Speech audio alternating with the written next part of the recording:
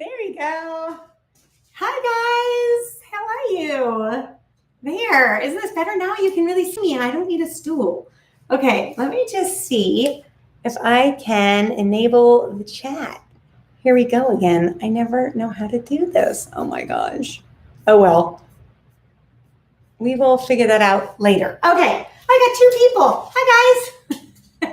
So good for you to join me. I am really excited because on Sunday, I'm going to show you how to make these delicious and delectable pumpkin scones. These are so fantastic. And they have a chai tea glaze to them. So if you want to bake with me on Sunday, I am going to be doing this at 12 o'clock Pacific Standard Time. So that's Los Angeles time. So wherever you are in the world, I hope that is not too late for you guys. But that's when I'm going to be showing you how to make these. So I thought I would just hop on today and make sure that you guys have the recipe and all the ingredients. And I want to give you some tips when you're shopping about these ingredients so you know what things to get. So you can head to my website, entertainingwithbeth.com. The link is in the description. You can print out the pumpkin scone recipes right on the homepage, easy to find, and then you will be all set to go. Oh, good. Hey, hi guys. Okay, I'm going to read all those comments in a second. Well, wait a second. See, then I need to have my glasses and I got to come over here. I can't figure this out. I need an assistant. Hi. Oh my gosh, Singapore. Isn't it late there for you in Singapore? Wow. Oh my gosh. Hi, you guys. Hi from Australia. Oh, wow. It must be morning time in Australia. Is that right? You're just getting up? Oh, thanks, you guys. I'm so glad you're enjoying the channel. Hi, everybody. Good morning. Yes, it's morning. Oh, my gosh. Wow. From all over the corners of the world. This is why I love YouTube. It's so much fun. Okay, so let's get to the business at hand here, these ingredients. So the first thing you're going to need is some pumpkin puree. Now, I just want to give you a tip because not all pumpkin puree is created equal. And I've really shopped around. I've experimented with a lot of them. And here's how you know you have a good one, especially for scones, because you don't want a pumpkin that has too much moisture or isn't concentrated enough because you'll end up with a real runny scone. It'll be hard to work. So the way you know is if you can put your spoon in it and see it just kind of sticks up like that. See how thick that is? This is a real concentrated, lovely pumpkin puree. I'm a fan of Libby's brand. It's not sponsored in any way. I'm just a fan of them. So this is Libby's. You can just see like how thick it is.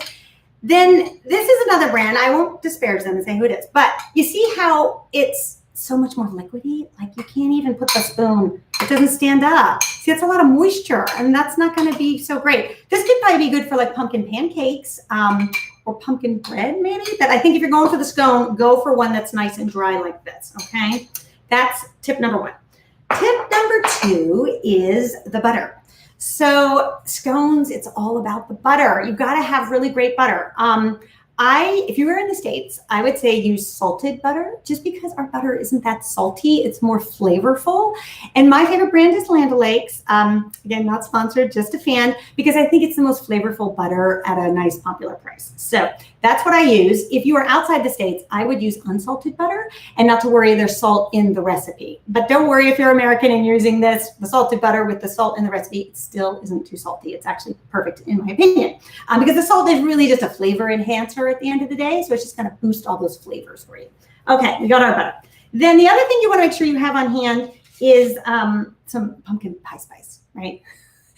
It wouldn't be fall in America if we were not baking with our pumpkin pie spice. We Americans, we love it. It's so delicious. So good. It's just a blend of spices that you really can make yourself if you live outside the States and it's hard to get. And in fact, in the recipe on my website, there's a link to my homemade pumpkin pie spice blend. So if you want a little taste of America, you can do that. You also could use cinnamon too. I probably wouldn't use the full tablespoon though that the recipe calls for. Maybe 2 teaspoons would do the trick. Okay, then you're going to need some chai tea. So I use 2 bags of the chai tea. This is for the glaze that we're going to put on top. See how lovely and delicious. You know what I have to do actually because these are so good? I need to just break one open so you can see how light and flaky they are. And they're so good. We made this morning and I only have 3 left. The recipe makes 8, but my kids dove in for the kill. Eating them. And I was like, save some. I'm doing a live. I got to show people what we're making. So they're waiting in the back bedroom to devour these after we're done, which is a little close to dinner. So maybe for dessert, I can have another one. Anyway, okay, any questions? Let me just see. Should I get my glasses? Okay. Sorry, I really needed someone to tell me what the questions are. Trader Joe's. Yes, we have Trader Joe's canned pumpkin. Yes, that is good. It can be a little runny, I will say. So you might just want to blot it dry with some paper towel. That would work. Trinidad in the Caribbean. Wow, that sounds like fun. How's your weather? Hopefully you don't have any hurricanes down there. Trinidad, I know that you can get some hurricanes. Hope you're safe and doing okay. Good to see you guys. Hi from Cleveland. Hi, Cleveland. Oh, wow. Oh, you made a perfume out of pumpkin pie spice. Wow, that's awesome. That sounds like fun. What a project. I always ignore when American recipes say to use unsalted butter. Yeah, I know. It's hard. Sometimes it just doesn't have enough flavor, especially our unsalted butter. Yeah, it doesn't really taste like anything. I don't blame you. Okay. Where do you get sugar pumpkins? Oh, and how to roast them. Yeah. I mean, I have seen the little sugar pumpkins at grocery stores. Right around now, you probably can find them in a grocery store. I would cut it in half, scoop out the seeds, and then put it on a baking sheet with tinfoil and roast it at 400 degrees. It probably needs a pretty high temperature. I would do 400 for maybe a half hour, depending on how thick your pumpkin is, and then scoop it out. And if you feel like you want to blend it to smooth it out, you can put it in the blender or the food processor. And then I would pat it dry with some paper towel, just because that may emit more moisture. I think this canned pumpkin, I'm sure they have some like very technical process that gets rid of all the moisture, so it's really concentrated. So you may need to do that. All right. So we talked about the chai tea. Yeah, you're going to need 2 tea bags of the chai tea just so you can brew a nice strong blend, and then we're going to use a tablespoon to put in some sugar to make the glaze, and then you can drink the rest of the tea after that. If you can't get chai tea, or if you're not a fan, you can also use orange. So you could cut the orange in half and just squeeze it on top of the powdered sugar and make your glaze with orange, which would be really delicious against the pumpkin and the spices. So that would be a good way to go. And if you're not a fan of either of these, you could just use water and make yourself a nice little glaze. So options for everybody.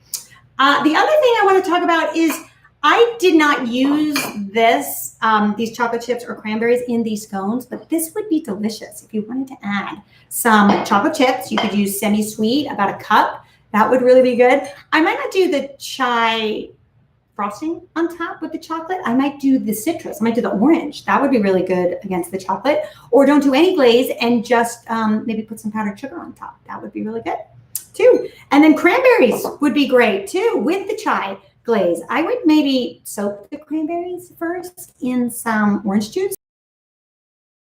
I hope you guys join me. They are so delicious. All right, let's see. Any other questions? Anything I can help you with? Oh, wait, one other thing. You also need this. You need some parchment paper because we're going to use the parchment paper to line our baking sheet.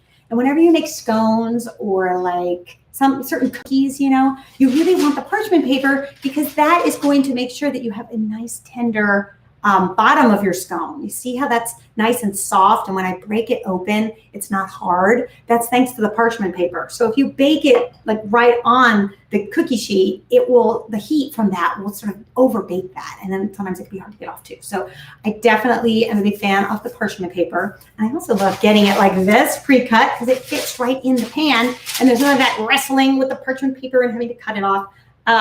It comes in this huge box. Look at this. You can see I'm well stocked for the holidays. But it's so handy. It's so good. I would not use wax paper. Over the years, I've had people say, can I use wax paper? I can't. I mean, I have heard that there's some wax paper that's oven safe. I have not come across it. So I would be afraid that it would actually melt or catch on fire. So it's not oven safe most often. So definitely look for the parchment paper. Or you could use a Silpat if you have a Silpat mat. Those are great too. All right, you guys. Well, let's see. What type of pans do you need for the bake? I'm not familiar with scone. Oh, yes. Okay. Well, I'm going to have to show you my dirty pan, if that's okay. Here it is in my sink. You just need like this, like a cookie sheet. I have 2 cookie sheets that I'm a fan of. One is this, like a rimmed cookie sheet, which I use for things that you don't want rolling off of it. For some reason, I just baked them on this morning because it was easy. But the other one I have, and now you're going to see my really dirty oven because I throw all my pans in there. Whenever you ask, like, what do you do with all these pots and pans? think it's stored kind of in here, but I'm not using it. But this one, see, you can see what a mess that is. See all my pans?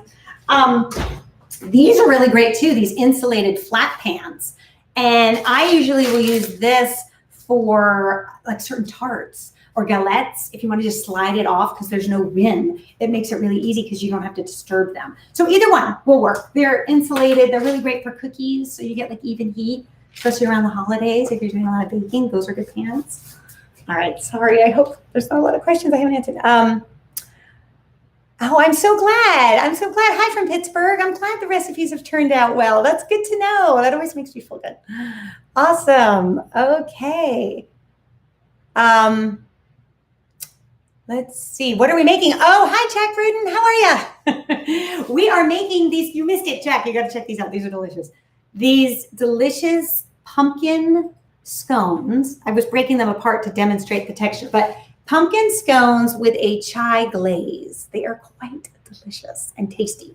So the recipe's on my blog, so you guys can head on over there if you want to print it out. You can make them tomorrow morning if you want. I was pretty thorough in the instructions on the blog. So if you just want to have at it and go for it, you will not hurt my feelings. Just come join the chat on Sunday and you can tell me how they were. That's even better. Or you can bake with me on Sunday. Okay. Have a nice day. Hi, have a nice day. There's your shout out for you. Keep seeing you from up there. Okay, I think I've got everything. Okay, you guys. Hey, tell me what we should be making for the holidays. I've got a couple of ideas. Tell me how you're feeling about the holidays. I've gotten myself in a bit of a funk because I normally have like 20 to 25 people out in the garden for Thanksgiving, and we are not going to be able to do that this year because of COVID. So it's probably just going to be the four of us, and I think we're going to do a Zoom Thanksgiving with all of our relatives and friends. I know, which is sad. So I'm kind of thinking like, oh, do I want to cook like a whole turkey just for the four of us? I might do something a little bit more inventive for small plates. But you tell me if you guys want like a full Thanksgiving with all the trimmings, we certainly can do those recipes. Or if you want something that's smaller and maybe easier, we can do that too. So you guys let me know. All right. Well, this was certainly fun. I hope you join me on Sunday, 12 o'clock Pacific time, and I will be showing you all my tips and tricks for how to make a fantastic scone. All right. All right, you guys have a great Saturday night. Be safe wherever you are, and I'll see you on Sunday. Okay. Bye. Now, this is always the fun part, learning how to end the stream. Here we go. Bye.